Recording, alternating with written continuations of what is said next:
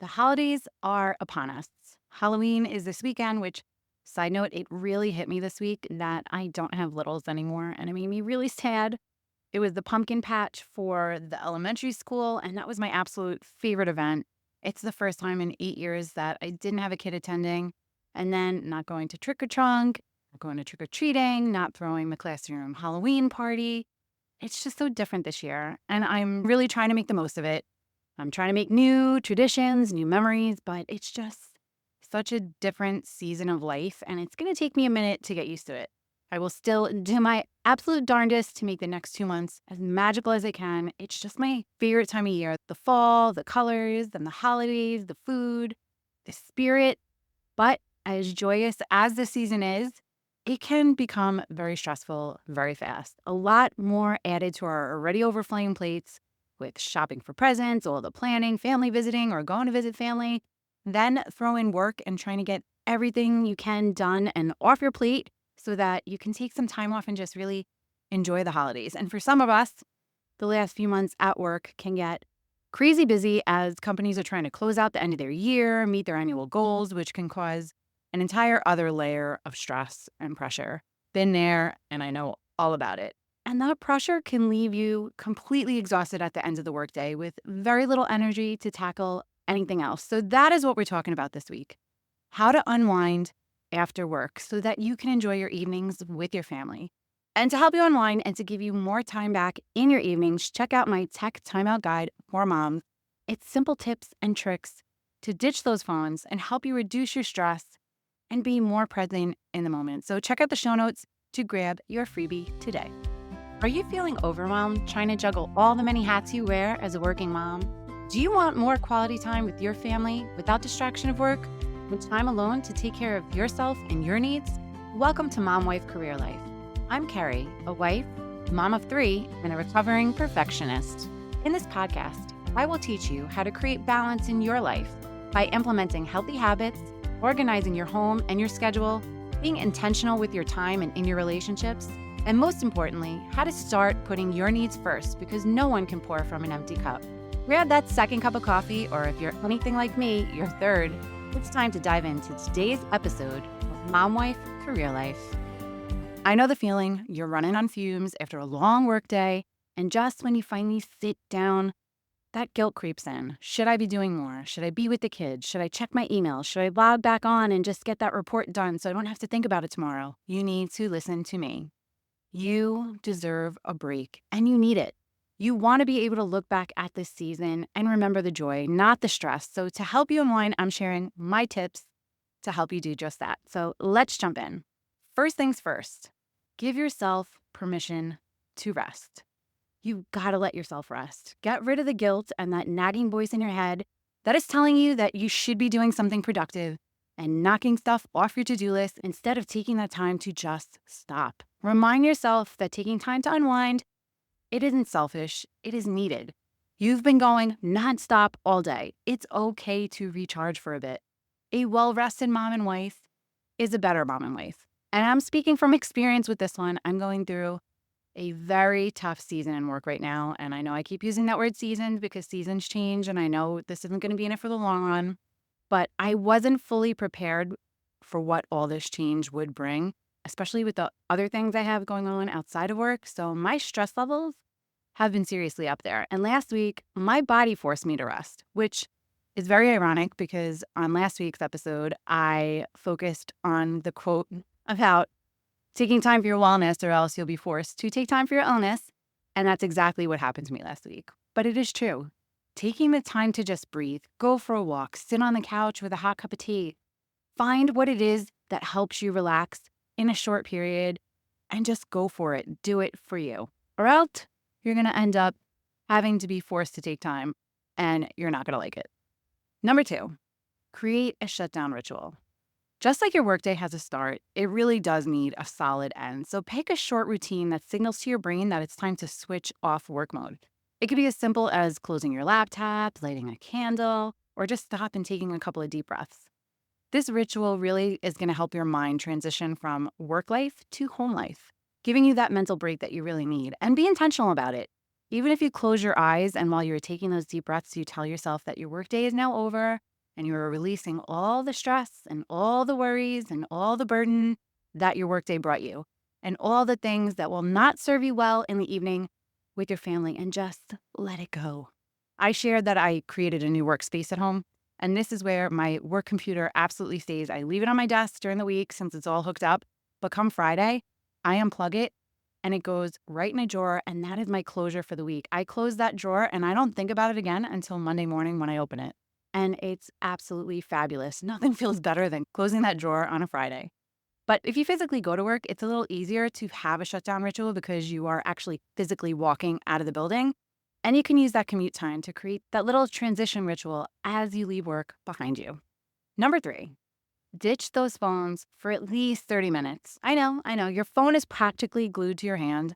Happens to everyone, but that constant connection to emails and texts and notifications keeps your brain on overdrive. So put the phone down for at least 30 minutes when you get home. Trust me, the world will keep spinning and you'll feel so much more relaxed without those constant pings. And if it's something that you struggle with, please grab my Tech Timeout Guide for Moms. Just scroll down in the show notes and click the button. One of the tips I share is to put your work apps and your work email on the last screen of your cell phone. So that way you have to really be intentional about scrolling through your home screen to find the apps. The more friction you create, the better. If you leave it on your first home screen, then it's really in your face every time you open your phone, and you're going to be more inclined to check those emails, especially if you have those little notification bubbles telling you how many emails you have. And turn notifications off. I work with people all over the world, so I get pings on Teams at all hours of the day. I had to shut my notifications off so that I can completely detach after hours. Even the sound in the notification, if you know it's from work, can bring you right back into work mode in your mind. So do yourself a favor and set those boundaries. Number 4, move your body. This doesn't have to be a full workout. Unless you're into that, then totally go for it. But even a 10-minute walk around the block, some light stretching, or my absolute favorite, dancing in the kitchen while you're making dinner, can really help shake the stress off of the day. Movement releases tension, it boosts your mood, it helps you reset. I go old school in my kitchen. I throw on some 90s music and it brings me back to my teenage years. And yes, I'm totally dating myself. Well, I was a teenager in the later 90s, but all the 90s music is totally coming back and I love it. Hip hop is what gets me going. Even my kids know the words to the songs that come on. I don't know if it's from me playing it so much or they're just listening to it on their own. Either way, I absolutely love it. But whatever your guilty pleasure is when it comes to music, put it on and get dancing because it is just the absolute best. Number 5, set boundaries with work. I know I touched a bit on this already, but it really should be top of the list because you're never going to be able to unwind after work if you don't leave work at work. When the workday is over, it's over. Set clear boundaries around when you stop checking emails or responding to any work-related stuff. If you're constantly in that just one more email mode, you never truly get to unwind. But work can wait, but your peace of mind can't. And you will never get this time back with your little ones. And as you are fully aware by now, this time really does go way too fast. And unfortunately, you will have plenty of years left to work when your kids are older and they no longer want to spend time with you like they do when they're little. So eat this time up, especially around the holidays. I wish for a minute I could just go back to when they were little, but now all I have are the videos and the pictures. So enjoy it while you have it. Number 6, let the kids join in with you while you unwind. Why not make unwinding a family thing? You can curl up with a book together.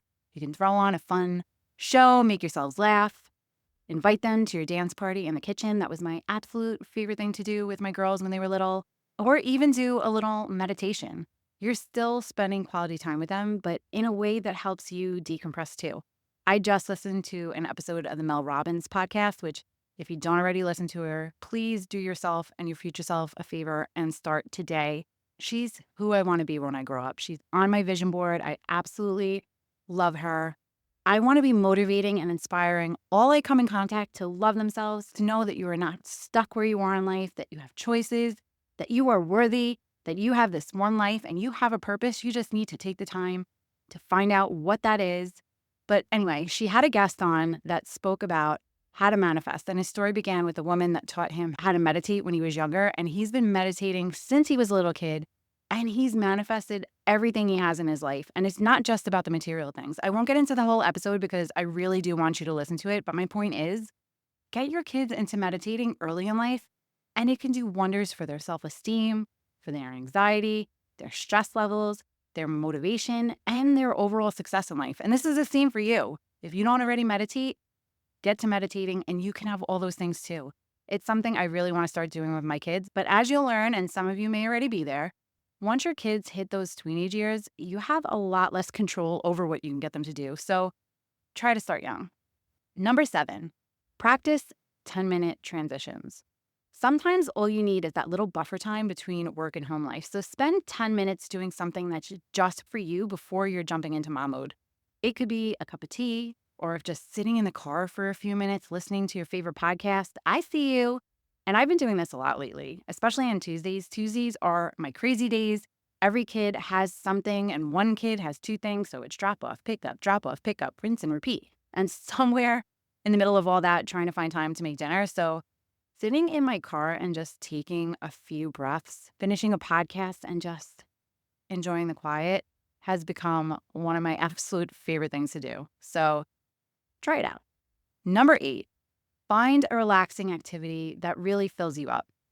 Stop to really think about what truly relaxes you. When's the last time you did that? Is it reading, crafting, gardening, or maybe a hobby that you put on the back burner?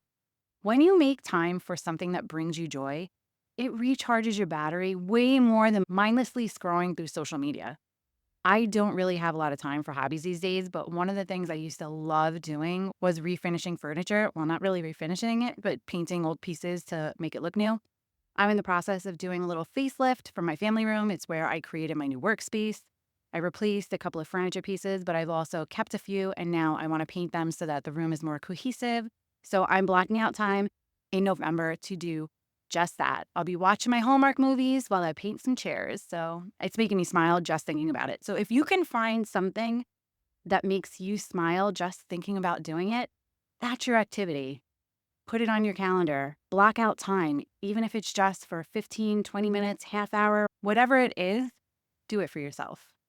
Number 9, don't feel guilty about alone time. Yes, you're allowed to want some peace and quiet. And no, it does not make you a bad mom. Carve out time in your schedule, even just 15 minutes, like I just said, where you can completely be alone and do whatever you want during that time. Sit in that car like we already talked about. Or my other go-to when I had littles was the bathroom. I just close the door and enjoy the quiet. Although sometimes your kids are going to be right at that door. I remember when my kids were little, they used to stick their little fingers under the bathroom door.